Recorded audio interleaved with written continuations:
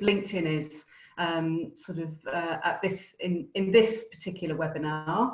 And Richard, I think, is going to start off, but I just thought I'll say hello to start off with. That's nice. Thanks very much for that, Heather. Now I'm going to pass over to my colleague Melanie, if you could introduce yourself. Good afternoon, everybody, and welcome. And again, lovely to see so many familiar faces as well as new faces.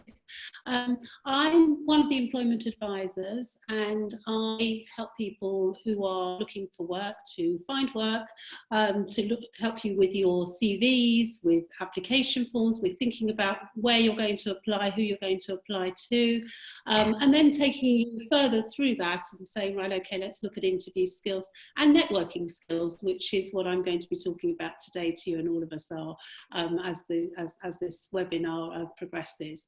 I have another hat where I work as an HR consultant as well. I run my own HR consultancy, and that means I'm often sitting on the other side of the table, and I'm often helping managers to employ people as well, which means I spend a lot of my time talking to people about what the employer's thinking, what they're really looking for. And I also do a lot of networking myself to get work.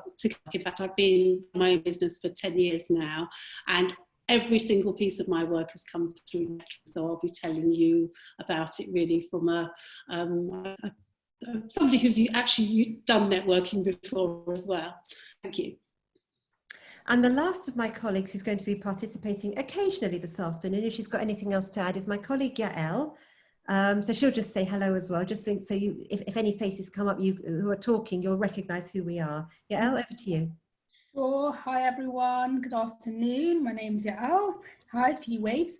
I'm also part of the employment team at Work Avenue. My main role actually is I look after our jobs board. So I speak to any employers who are looking to recruit staff and fill vacancies, meet our clients and try to match the two together.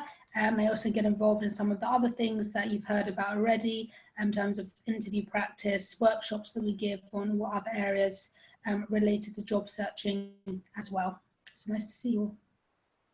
So as I was saying, networking over recent years has become a thing, hasn't it? People say to you, are you good at networking? How's your networking going? All of these things. And we kind of think, well, what is this networking they speak of? And we almost feel that we're going to be defined by whether we can network well or whether we are struggling a little bit with our networking. So we hope to be able to sort of demystify certain aspects of it this afternoon, and at the same time illustrate, because right now, perversely, in the lockdown, networking is in some ways more straightforward or more easy to reach, more attainable than it was, when everyone was busy in their day jobs at work and you were finding it quite difficult to get through to people. So I'm going to hand over in the first instance to Melanie, who's going to just give us a little bit of an overview about networking and share with top tips that we think are going to work really, really well with networking. Bernice, you seem to have shared your screen with us. It's very nice, but if you could unshare your screen, that would be really helpful. Bernice Hart. Thank you very much indeed. Okay, so Melanie, over to you to start with top tips for networking in the current times. Thank you very much, Emma. I am actually just going to share my screen. Whilst Melanie does that, we would love to hear if you've got any specific questions, because people's views and questions that they have are really, really relevant. And I would say to you, if you have a question, put it on the chat. I hope you've all come across the chat feature on your Zoom. And if you have, that would be really helpful. Share any questions you have about networking on the chat to the group or privately to me, one way or another, preferably the group. We'll be able to address those for the group at large and make sure we can all benefit, because if you have a question, the chances are there's somebody else on the chat, on the webinar at the moment, who also has the same question and really, really appreciate the answer to the question and the debate. So Melanie, over to you in the first instance. Okay, thank you very much. Hopefully you can all see my screen now. Yep. Yes, good. Okay. So you'll see that I've come up with, or I've got for you 5 top tips for networking now. And I've called it networking now because, as Emma says, really now is a very good time to be networking. Lockdown is tough. It's very hard to be going through all of this, but there are a few positives, and one of them is actually being able to network more easily than you can in the normal world, really, the general world, should I say. I don't know what normal is anymore. So there are 5 top tips. One is about understanding and growing your network. That's the first one we'll talk about. A lot of people tell me, and often talk about networking, and say, well, I haven't got anyone to speak to. So we're going to talk about how to really understand who your network is already and to grow it. And then your elevator pitch, this word that's sort of bandied around, which is about really going into an elevator. And if you're in an elevator or lift for 30 seconds or less, what would you say if someone said, what do you do? I'm not sure whether that will ever happen again, that we'll all be in elevators, but that's where it comes from. And we'll talk about really, what do you say when someone says, what do you do? Then how to prepare for that for a longer conversation, what you want to do beforehand to make sure that you're prepared and what to say. And then talking about the online meeting, because all meetings now are online, virtually all meetings are online, and talking about some extra tips really for handling those and coming over well. And in particular. Sorry, Mel, could you repeat that? Your line's a little bit dodgy at the moment. Sorry, I will say. Oh no, oh dear. Is that better? Yes, it is. Yes. Just repeat what you were saying. Okay, so did we get to number 4? Let's just talk about number 5 is using social media platforms. Well, so the first one, understanding and growing your network. So the first thing to do is to really think about, who do you know? Don't discount your family and friends. Start with your family and friends. What I would say is a great way to start is to make a list of all the people who you know.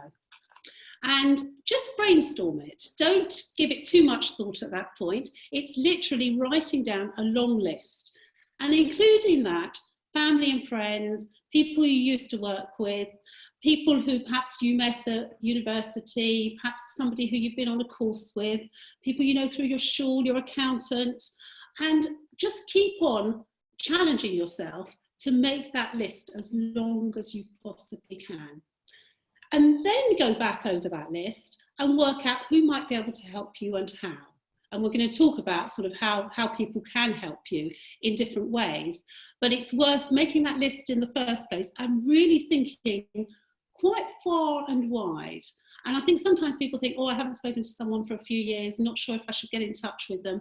If you remember them, the chances are that they will remember you.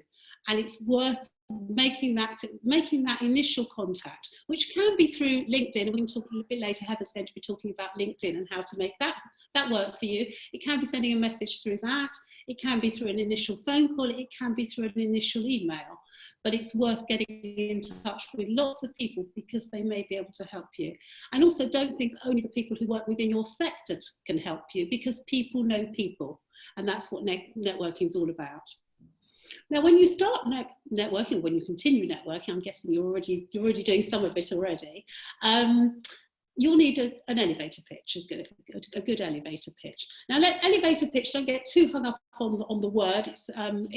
It's all about knowing what to say when somebody says, "What do you do?" I'm feeling quite confident about what you say. How often does somebody say, "What do you do?" and then you go away and you think, "Oh, I didn't mention this and I didn't mention that. I wish I'd said something else." And that's just human nature. But if you've prepared in advance, then you'll feel a lot better about it. So what I would say is, lead with where you're going, where you want to be, rather than what's gone wrong. So quite often when somebody says, "How are you?" especially at the moment, and what do you do and what are you doing, then we might say, "Oh, it's really difficult at the moment. I'm finding it quite tough. Each day feels the same." all true, all really hard, but not maybe something to tell somebody who might help you find a job. So much better to be talking about where you're heading, the kind of job you're looking for, and then something about your skills and your experience that you've planned in advance to say, and you're ready. Now, I say planned in advance. That said, you don't want it to sound too over-rehearsed. So be ready, do plan it, do think about it, but be ready also to adapt it according to the situation that you're then in. But the important thing is you put something over about yourself that's positive and talks in a positive way, not about things that have gone wrong in the past. And then that conversation. So what you're always trying to do when you're reaching out to your network is to meet up with people. And obviously meeting up now is usually online, which means actually people are probably more ready to do it, which means you're probably going to have far more meetings than you normally would have, because people are eager to help. People feel a little bit sort of helpless in this situation and are quite happy to help. They always have been, I would say, but even more so now. And you're meeting online, which means nobody has to go anywhere, so there's less time involved for you and the individual who you're approaching. It also means for you, you can do a lot more networking, because you used to have to, in the normal world, because I say used to, I'm hoping one day we will get back to it, you would go and talk to individuals and you'd have to go to their place of work. You'd have to make it easy for them. You want help, so you go to them. Here, all you're asking is for half an hour of their time on a video conferencing call, which is very, very different. Now, you want to think about what you're going to say when you're having this call. And people often say to me, well, what am I going to say? You know, okay, I've got this call. What am I going to do? What am I actually going to say? How am I going to start the conversation? And the thing to think of it as is a conversation. It's a conversation, yes, with a purpose, but it's a conversation. And it's about building rapport with the individual before you're actually asking for help. So don't go in there straight away with your elevator pitch. Go in there thinking about having a conversation, which means obviously a little bit of small talk, which is usually about COVID-19 these days, start with some small talk, then move on to asking the individual about themselves. So do your research beforehand, make sure you found out a lot about them, and then ask them questions like, how did you get to where you are today? Where did you work before? What's a good day like in your work? What's a bad day like? What do you enjoy? What don't you enjoy? Do you have any recommendations for somebody like me who's looking to progress within that area? So a few don'ts, not to ask. Now, the top one is don't ask for a job. Now, it doesn't matter, the individual can know that you're looking for a job. That's fine, that's the purpose of you being there. But don't come out with it and say, have you got a job? Because as soon as you say, and this is at all stages of the process, when you're writing to get a meeting and when you're actually having the meeting, you don't want to be saying, have you got a job for me? Because the chances are they haven't, because most people don't have jobs. And I'm not just talking about current times, just generally, the person you're speaking to, the likelihood of them having the job that you want is probably quite small. And they may know of a job, but it might not be their decision. Or they may be thinking, oh, I do know of a job, but I'm not sure whether you're the right person for it. In which case, they're going to run a mile. They're not going to help you. And they're going to try and put off the conversation. So don't ask that. It's more about asking for information, asking open questions, asking about the organisation, asking about the sector, asking who else would you recommend I speak to? And that's the really key information, because you found out about the individual. You're going to ask them all about themselves, but then you want to know, who else can you introduce me to? And that's where you hopefully will get the names of a couple of people. And when they give you the names, don't just leave it there. Ask, could you please make an introduction? And people often do this. They'll send an email to people and they'll say, I'm introducing the two of you and I'll leave you two to make contact with each other. And that works brilliantly, because the individual is very happy to do it because they know two people. They know you both. It makes them feel good. They're quite happy to do that. And they then leave you to it, and you then can start the process all over again. Then my fourth point is about the actual online meetings, the fact that these meetings are going to be online, and being prepared for those. Now, of course, an online meeting you prepare in exactly the same way as a face-to-face meeting initially.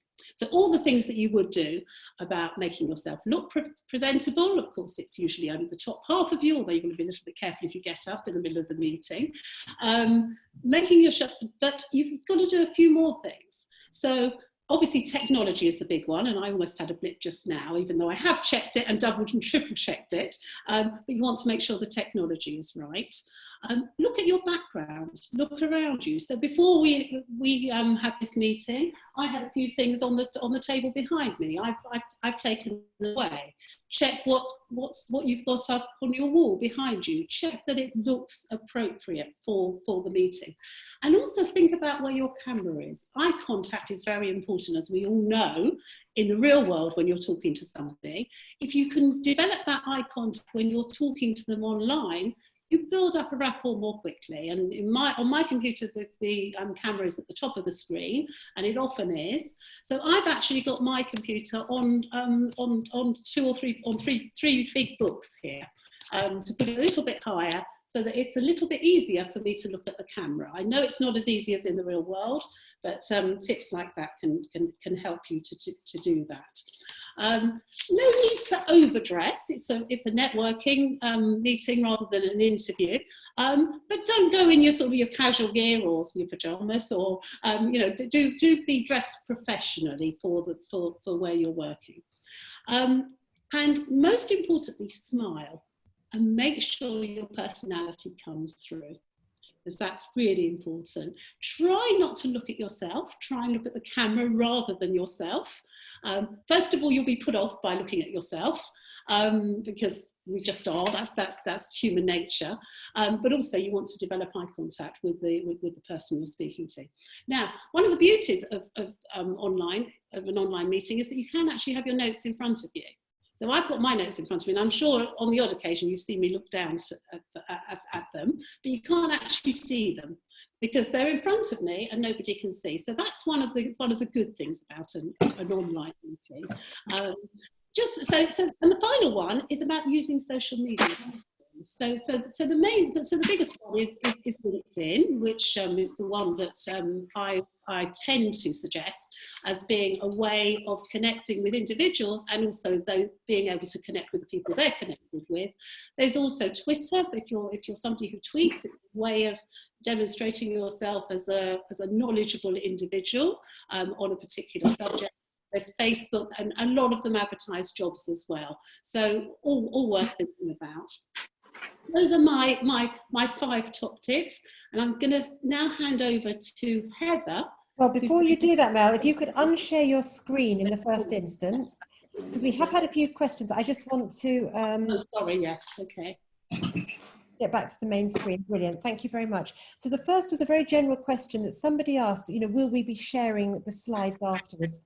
Some of you may have seen this on the chat, but in case you haven't, we will be sharing the whole recording of this webinar on our YouTube channel. We will send around the link to everyone, so you will be able to access that. So obviously that will be, Mel's screen sharing will be part of that, the slides, everything else will all be shared. Those of you who received an email from us in the first place will receive an email from us again with the links. But if in doubt, just look on our YouTube channel, put Work Avenue into YouTube, and you should find us. Give us a day or so. I would like to say later on this afternoon, but let's be generous. Give us till tomorrow, and it will be uploaded onto our webpage, and you'll be very, very, at your own leisure to revisit again. Now, someone also has asked, and this is something that we might want to think about, are there any tips on which colours... Hello, if there are any tips on which colours look more professional on the video? Now, my first pass of that is I would say sort of anything too busy doesn't look good. So if you've got sort of very jarring stripes or zigzags or multiple colours, that it's too busy, that can be a little bit distracting. But other than that, I would say probably nothing, nothing. There are no particular rules on what makes a good, good clothing colours to wear. It just so happens, as you can see, that I'm wearing a black top today. That was nothing to do with the webinar. I might just as easily have worn a more brightly coloured one. Melanie certainly has, and I can see a number of you are wearing more brightly coloured garments, and it really has no impact on how you're viewed on the screen, so that's absolutely fine. If the background is very distracting with, too many personal photos, for example, sometimes that can distract people because they want to peer more at your very interesting personal background behind you. I know that I do when I'm on but maybe that's just me. Heather and Mel, do you want to add anything to that about sort of colours and backgrounds? I would say, just to add to that, to everything that you've already said, Emma, is that wear what you feel comfortable in as well. Not so comfortable that you're so relaxed, but you want to do prepare in advance what you're going to wear, so that you feel comfortable throughout the whole meeting, and you're not thinking about your clothes, and it's not undermining your confidence, instead of you talking about what really matters. Yeah, absolutely. I think everything that both Emma and Mel have said. I have got stripes on today, I'm afraid. So it's not hugely distracting, I have to say. I'm going against the grain, but however, I have chosen my background, which is neutral and plain and clear, and also, like Mel said, I cleared the shelf behind as well. So I think it's just, it's like common sense with these things. We on Zoom chats and webinars and video interviews, or everything that's all online, it's a very different sense of perspective. And so you can feel a bit like the sort of goldfish in the bowl. So it's just having that awareness of, how you've turned up to that meeting, which should be just as professional as you would if you were obviously meeting somebody. I think I can see here, everybody looks professional and everybody looks engaged. So, thinking from the employer's point of view, or whoever you're connecting with, that's a great start, isn't it? So, yeah. Okay, fantastic. Now, I'm just going to check, so it's nearly at 2:30. I want to just take there's been a couple of more questions that were submitted a little earlier, and I just want to cover one or two of those because they're quite interesting points. Someone did message in before and said, well, this is all very well, but I don't really think I have a network at all. How can I network without a network? I know you kind of covered it, Mel, but do you want to just sort of reiterate that again a bit? For people who genuinely feel they don't know people. Yes, so I think it's thinking much more widely than perhaps you have already. And I think you really have to first start really close to home. Do start with your family. Have you really thought about whether they can help you? And I know from talking to clients that quite often talking to families, well, they all know I'm looking for a job. So they tell me if they knew of anything. That's not what you're doing with networking. What you're doing is you're asking for information. You're asking about what they do, where they work, who do they know? And remember, it's not who you know, it's who they know. I see that there's another question about PAs, and if I'm looking to work as a PA and I don't know anyone who's a PA. Well, it's not about that. It's about speaking to people who know somebody who perhaps is a PA, who you can talk to, or who is recruiting a PA perhaps. So what you're doing is you have to talk to lots of people before you actually get to the right person. Now, if you don't know too many people, I think that's actually going to be, I think the next session where Heather's going to talk about on LinkedIn is going to be really helpful for that, because what you'll do is you connect with people on LinkedIn, and you can then see straight away who they're connected with. And if you've got, say, I don't know, 100 connections, if each one of those has 100 connections, clearly that's going to be a huge number of connections that are available to you. So I think with those two things, then hopefully you will find that you grow your network. And we've had another, thank you for that. We've had another question that says, it's again on the chats, will you be covering how to make connections on a purely remote basis? And if there are like networking forums and events you'd recommend. When you say, Britt, I'm going to see if I can unmute you just to clarify, because I'm not absolutely certain what you mean by the question. Britt, I've just unmuted you. Do you want to just very, very briefly talk through what you mean by your question on a remote basis? I'm having issues with my reception, so I might be talking over you. We can hear you. No, we can hear you, Britt. I'm having difficulty hearing. Oh yes, I was having difficulty hearing you. My connection keeps going, so you're all like Daleks. But thank you. Yes, it was just whether, because I've kind of found some people on LinkedIn, did a phone call, and I suppose that's just normal really, but I didn't know if there were networking events or anything to bear in mind, given that we were only able to do remotely.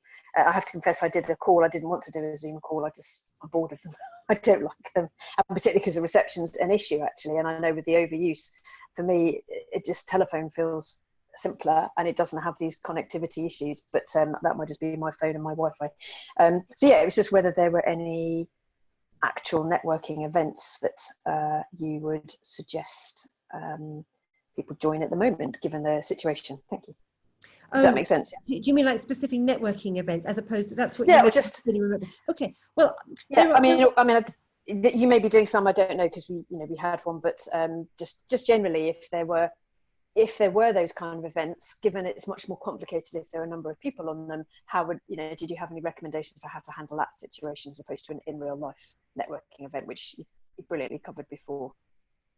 No, I'm not. I mean, I'm sure there are plenty of networking events going on. I would always, as a matter of course, ask people to always have a care if they're asked to pay to attend a networking event, because it's a very personal view I'm expressing, but I kind of feel that the people who benefit most from any commercial networking events are the company who put on the networking event. They make money out of it.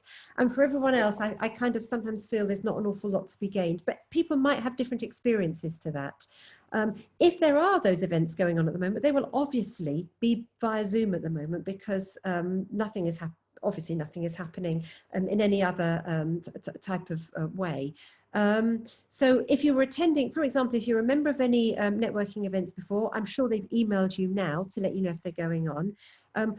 We at Work Avenue are doing Zoom events pretty much like this, that are partially interactive, partially instructive, partially talking around a topic, but with our webinar program. So I would just look out for any, but I'm not aware of anything specifically. And of course, it depends what you're looking for by the same token. Sure, thank you. Okay. Can I just quickly add something to that? The other thing to think, Britt, is that not all networking events have to be as networking events. So it is worth finding out who your professional body is and what kind of events they're putting on as well. Very often with events like that, you'll get a list of participants and you'll be able to network with each other. And a lot of them are putting on events without charge at the moment. So just worth having a look at. Thank you. And actually the way I've actually just got involved in doing a lot of voluntary work connected to the ageism area actually. And so I'm joined an all party parliamentary group, and I'm part of the roundtable session. So for me, that feels like a networking thing, even though it's not really, it's a common purpose. But so that's an unobvious, indirect sort of networking situation. Yeah. I would also say, just as a general principle, any activity that we are able to take control of feels better than any activity that we feel controls us and we're not in control. So when we kind of do our networking in the way that Mel described, which is kind of from first principles to say, who do I know? Who should I be talking to? Who might know somebody else that I should be talking to? And approach it systematically from my contacts, their contacts, their contacts, their contacts perspective, as opposed to sort of reacting to a networking event. I instinctively, that feels better when you take control of your own activity. It tends to be a more reactive kind of way. I don't know if other people agree with that, but you know, it's a good way to start where you feel that you can take control of your own activities a little bit. Goodness only knows there's an awful lot we don't feel we have control over at the moment. So to be able to think about, well, I'm going to approach these people in a systematic way actually feels a little bit reassuring to be able to do that.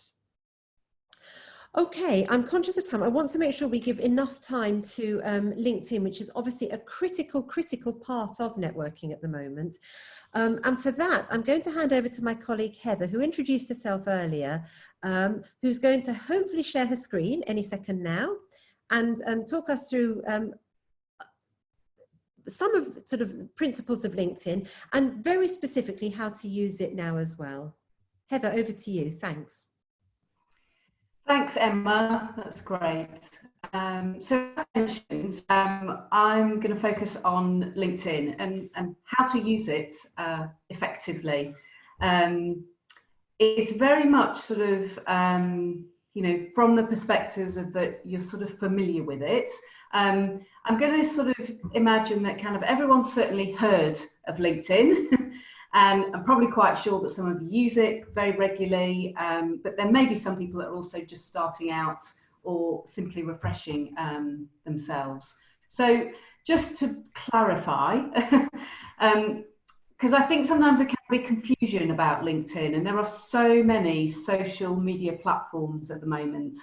And you know, even sort of the younger people, I can't even keep up. There's Snapchat and all sorts. And anyway, LinkedIn is a professional networking social platform. And I just want to reiterate that that doesn't mean that it is just for managing directors and CEOs and very senior business people. It is for professional people. It's for people that want to link through the world of work. And I think that's what's absolutely fantastic about it. Obviously, it's, you know, you have to relate that to the particular industry and area of work that you may be in, or that you're, you know, that you're actually sort of looking for. But as a whole, you know, it isn't Facebook. It isn't just a social chat. There aren't people expressing political views, not that I've seen. It is very much all on the basis of professional networking. So just to sort of clarify, and, you know, there's some really sort of, you know, the effectiveness of it is that it gives you a professional identity online. It acts as a virtual CV. It allows you to connect, and that's to, I was going to say connect with the good, the bad, and the ugly, but I thought that sounded a bit peculiar. So I was going to actually say that, you know, you can connect with basically people that, you know, former colleagues, people that you used to work with, people that you know. You can connect with new people, and you can also connect with potential employees as well. So it works on many different levels. You can search for jobs, opportunities, there's news and insights and articles. I think someone's on, could someone mute themselves? I can't see who it is, but if you can turn yourself on mute, I can hear some background noise. Anyway, well, and so the other thing that is to be really mindful about LinkedIn is that many employers actually will go and look you up to see if you're on there. So if you're applying for a role or if you're looking for something, it is one of the first places that kind of employers go to. That's not to say that you absolutely hands down have to have one, and I'll talk about that in a second, but it's just making you aware that it is a kind of first point of call, that actually people will go and have a look. They can see your background, they can see what activities that you're doing. So, and everybody does that. And it's not that people are spying on each other. It's just, and this works in your favor, because actually it means that employers can look at you and you can basically boost your, as I said, your identity and your profile. So, I'm going to show you, we're going to go live in a second, and what I want to just look at, there's so much on LinkedIn that you can cover, but I think the focus of today would be to just have a look at the profile. And what I mean by the profile is what you write, what do you put there, your headliners, okay? We're going to look at how to connect with people. and we're going to just do a little bit of job searching. So those are the 3 areas that we're going to focus on today. And one of the big points, and I know this question gets asked many times, is that do I need to be on the premium service? So in a nutshell, all of this you can do on the basic free level. You do not necessarily need to be on a premium level. The premium level is useful if you happen to be in recruitment, if you are contacting people on a high level, on a regular basis, but it is not a must. However, you can try it out. You do get a trial, I think, for a month for free. So I'm not saying that, you know, I'm not sort of saying here, oh, don't ever do the premium. I'm just saying that on a basic level, you have many functions that you can use that it becomes really useful for. So let's go live. I'm just going to stop sharing for a second, and then we're going to go live actually into my profile on LinkedIn. So just bear with me a second. So actually we can have a proper look, and I can actually show you live. Okay, here we go. Now just give it a second for it to come through. So what you should all be seeing now is my profile. So welcome to me.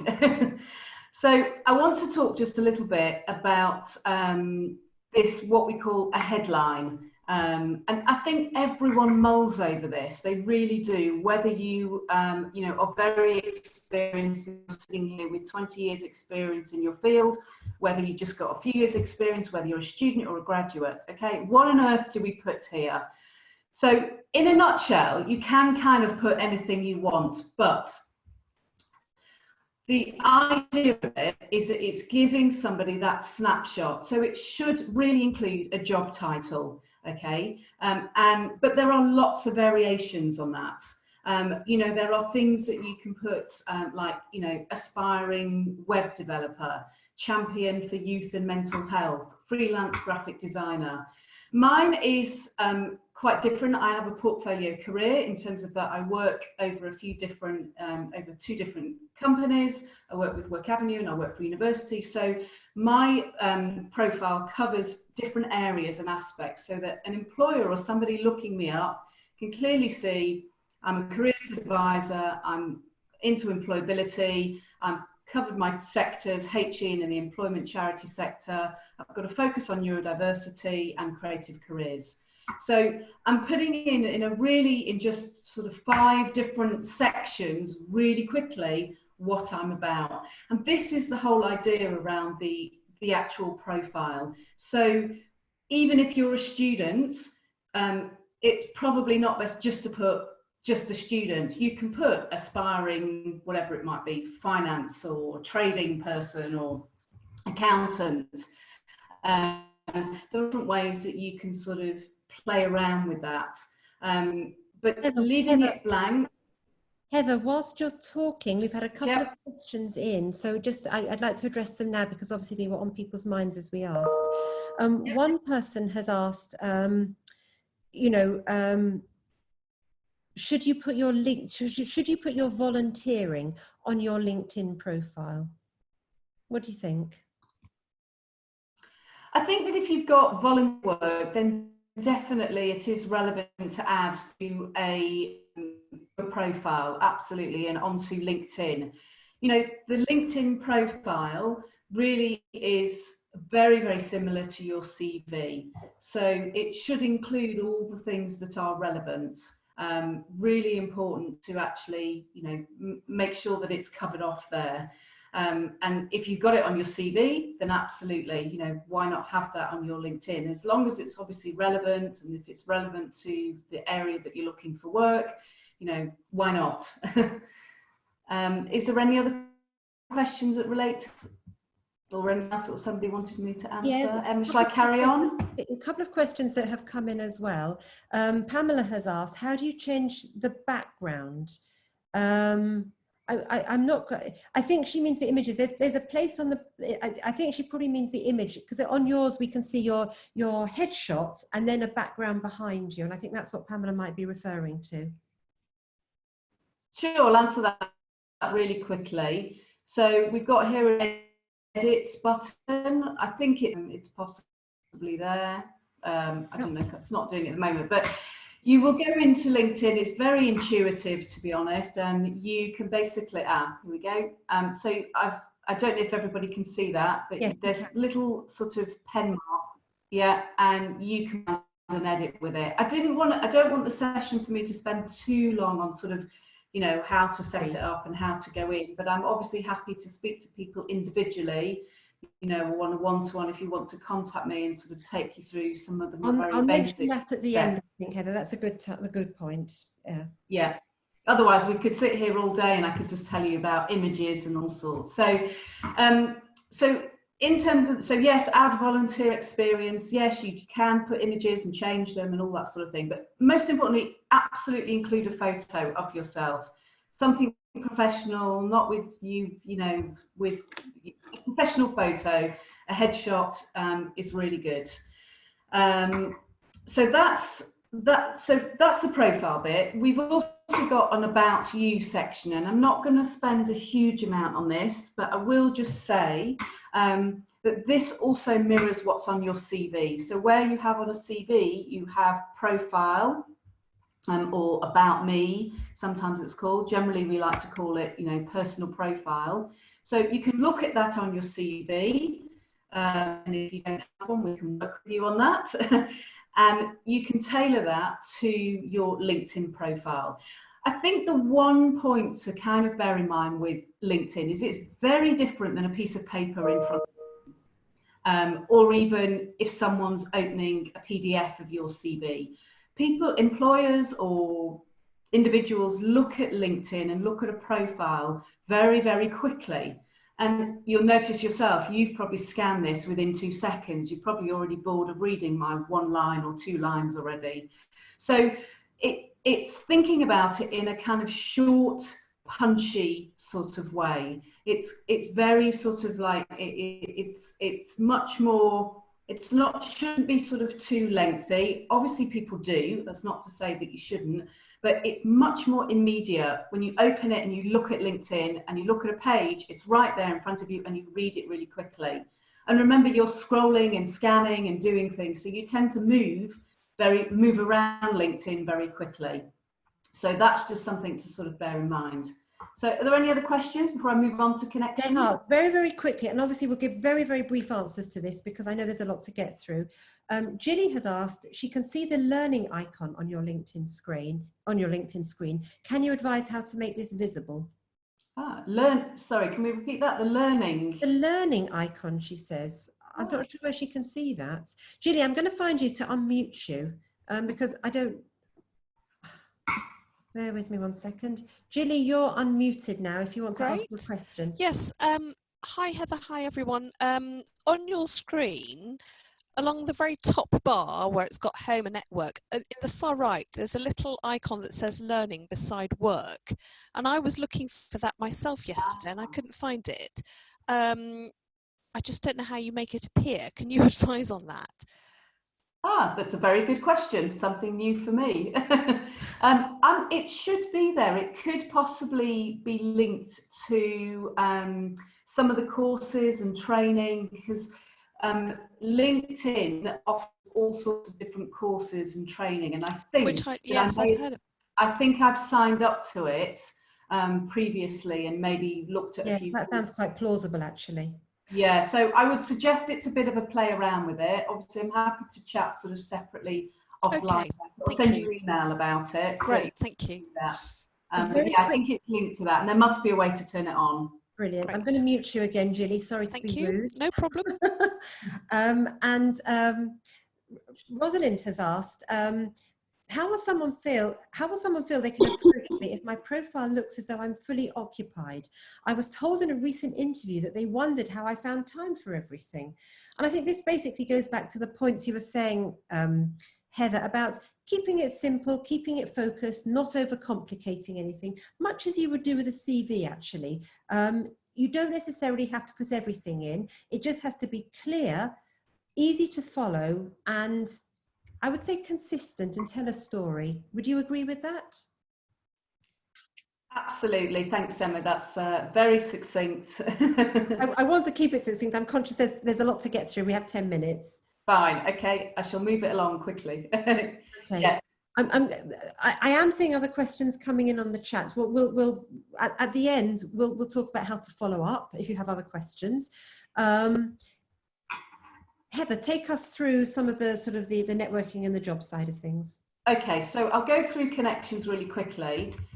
Okay, I'm hoping that you can see this. I'm going to look for Debbie Sheldon. She's our CEO. So when you want to connect with somebody, you can if you know the person, you can type their name in. There are other ways to do it as well. You can go to My Network and look who you're already connected with. But I'm talking about, let's just say, you want to connect with somebody that you've met recently or somebody that you think you'd like to meet. So as you can see, our CEO, Debbie Sheldon, I'm not connected with her already. She's second, which means that we are 2 steps away from being in contact with each other.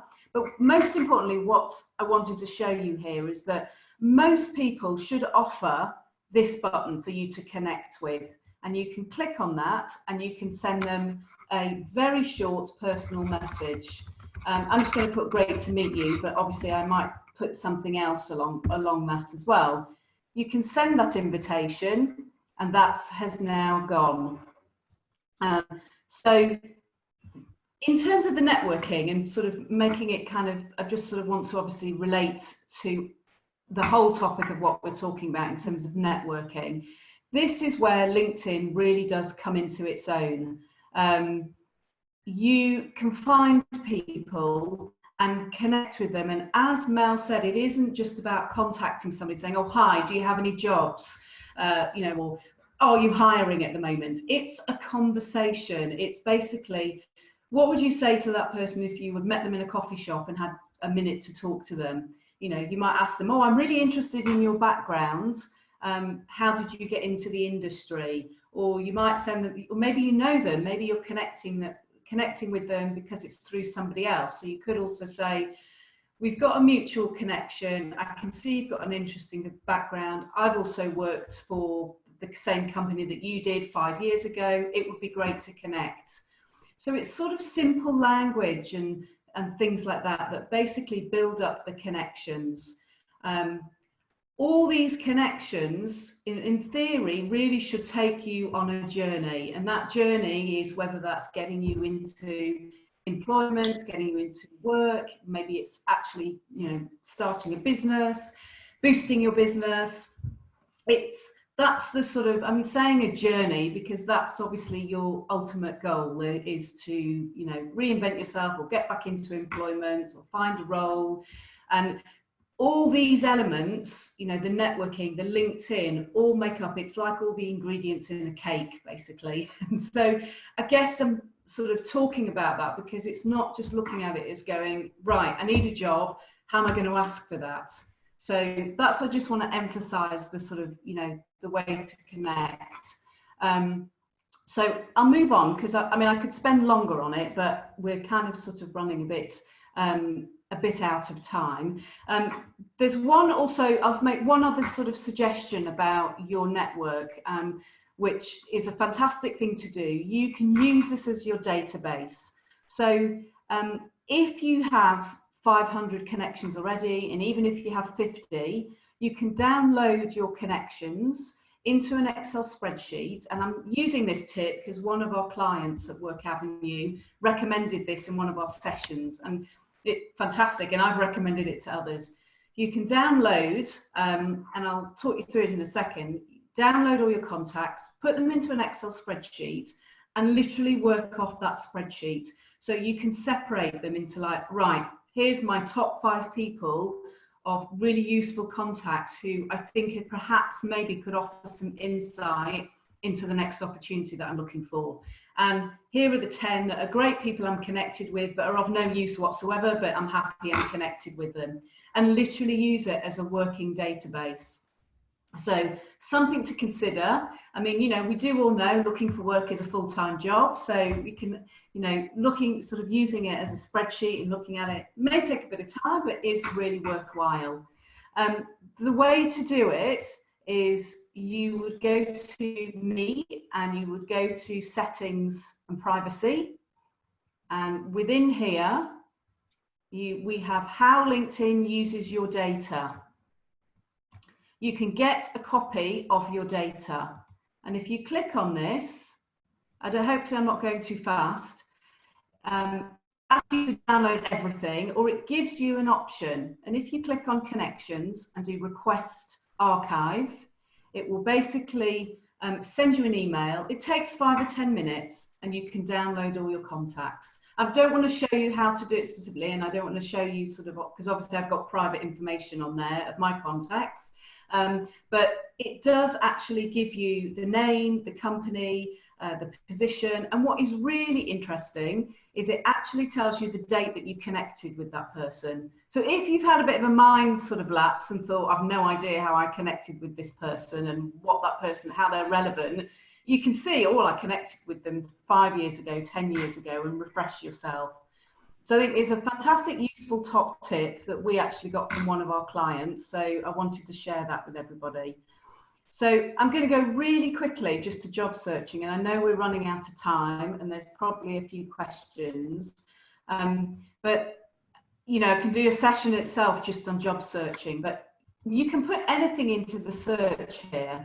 So I was looking before at, you could network engineer, and in a second it will come up. And what I think is really good here is you see these things at the top. You can search in people, and you can search in jobs, and you can search in contents. So you click jobs, and then you come up with a whole range of different things, a whole sort of selection of jobs. There's a lot more to say on this area in terms of jobs, and I haven't covered it all, but you know, I'm happy to sort of answer questions either by email, or we can run another session similar. So perhaps we'll stop there. Unless if you want me to carry on a bit more, Emma, but I will stop there and see sort of if there's other questions. Is there anything else? I mean, my clock says that we have 3 minutes to go before 3 o'clock. So I know people have been using the chat a little bit, and hopefully lots of questions have been answered. A couple of people asked for an easy how-to guide for LinkedIn. Is there a place for support and answering questions on LinkedIn, Heather? If you don't know how to do, is there a help function, basically, an easy help function on LinkedIn? Oh, you're really testing my knowledge I am, today. sorry, I am, yes. I'm not 100%, to be honest, and there must be. I'm not 100% sure where it is, and I'm quite sure I would add the point that LinkedIn, the more you play with it, the more you practice on it, the more fluent you become on it. And I think sometimes people are a little hesitant and a little fearful. For fear they're going to mess up a system or make a silly mistake and expose themselves as being inadequate somehow. None of that is true. LinkedIn is a very, very straightforward tool to use, as Heather said, right from the get-go. And I think it's one of those things that you have to simply play with a little bit, practice, click on something, see where it takes you, see where it is. And, you know, for those people who've asked the question about the sorts of the easy tips, a lot of it is so intuitive, you just have to press buttons and click on things and you will find your answers. Okay, I'm conscious of sorry, Heather, you were saying. And one last thing, you can Google absolutely anything about LinkedIn. So if you wanted a very basic function, if you just literally put that into Google, you know, how to set up my profile, you'll get the LinkedIn sort of help. You'll get it all through Google as well. So very easy to do it that way. Okay. Right, Heather, if I could ask you to so I'll finish the main screen. Sorry, yeah. Okay, I'm just conscious of time. We are in the final closing sessions. I just want to reiterate a couple of points. You know, we've had an hour. This is a whistle-stop tour. No one's concentration can keep going for longer than an hour. So with that in mind, you know, we are really coming into the final stages of our webinar this afternoon. To remind you, this webinar will be available on our YouTube channel. So if you put into your search field in YouTube, Work Avenue, you will find this and all our other videos. Hopefully there'll be a few things to watch. We'll be circulating the link as well. So either which way you'll get to see it. This is one in a series of our webinars. There's going to be another one next week that is actually more geared towards our entrepreneurial community. And I will just tell you what that one is about. It's actually about how to unlock the power of LinkedIn to grow your sales. So that is very much geared towards people who are entrepreneurial in profile. That's on the 27th of May. And then on the 3rd of June, which is, sorry, that's on the 13th of May, I do beg your pardon. Then on the 20th of May, it's going to be a webinar from us, from the Work Avenue employment team again, on upgrading your CV in preparation for work. So we will be addressing that. We will obviously write out to you nearer the time to make you aware of when that's happening, but that will be taking place on the 20th of May. If you would like to book a one-to-one appointment to address any questions on networking you have, or indeed any questions on your job search, on what you're doing at the moment, how you can prepare for work, specific jobs you'd like to apply for. If you've got a pen and paper, let me just give you a couple of contact details. The first is our phone number. It's 020-8371-3280. That's 020-8371-3280. If you want to book a meeting, you can alternatively go to theworkavenue.org.uk/meeting, MEETING. That's theworkavenue.org.uk/meeting, and just fill in the box and we will be in touch with you to arrange a one-to-one appointment. Obviously, each of us, our contact details are available on the website. My email address, Heather's, Melanie's, Yael's, we're all available there. So do feel comfortable to send any of us an email as well. And we're happy to talk to you one-to-one. We're happy to talk to you in a meeting. I thank you all so much thank you, Melanie, for putting those contact details on the chat as well. I thank you all for joining us this afternoon. It's been a real pleasure to have you on our webinar this afternoon. I hope there have been lots of useful facts, some tidbits.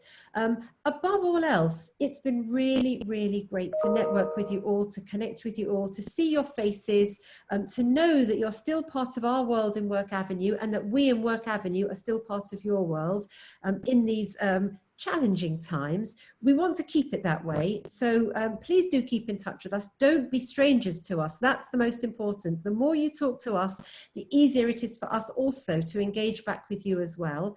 I thank you all for your time. Look out for the webinar on our YouTube channel. Book a one-to-one appointment and we will see you on the next webinar. Thank you all so very much this afternoon. Thank you. Thank you very much. I'm going to stop the recording and sign out now. All the best.